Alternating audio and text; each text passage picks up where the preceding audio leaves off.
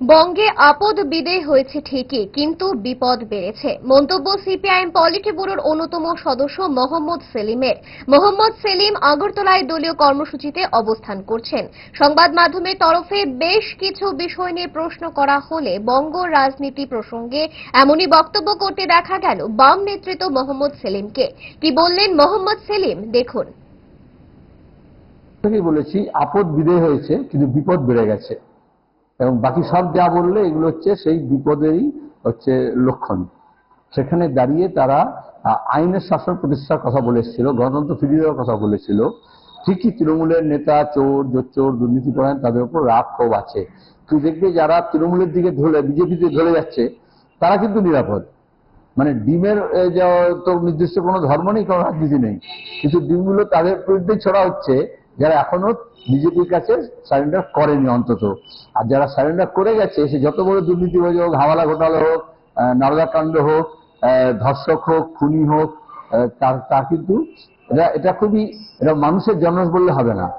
তৃণমূলের পরে মানুষের রাগ ছিল, তারা ভোট দিয়েছে, কিন্তু বা তৃণমূলকে ভোট দেননি।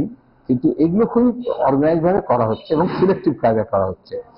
যারা যত ওপরে, তারা কিন্তু যত বড় চোর, যত বেশি সোনাদানা লুট করেছে, যত বেশি ধর্ষণ করেছে, তারা কিন্তু তত বেশি সম্পদ বিজেপির কাছে।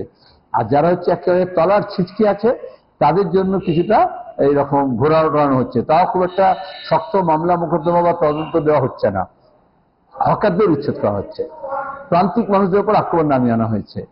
সরকারি কর্মচারীদের ক্ষেত্রেও যে সমস্ত প্রতিশ্রুতি দিয়েছিল, যেমন তোমাদের ত্রিপুরা তার সাক্ষী আছে, এই সপ্তম পে কমিশন দিয়ে দেবে, কিন্তু তার বদলে এখন বলেছে স্মার্ট মিটার তাদেরকে আগে লাগাতে হবে, তারা কোনো রাজনৈতিক কোনো পোস্ট করতে পারবে না, সরকারের কোনো বিরোধিতা করতে পারবে না, সাংবাদিকদের ক্ষেত্রে অ্যাসেম্বলিতে সব জায়গায় ঘোরাফেরা করতে পারবে না।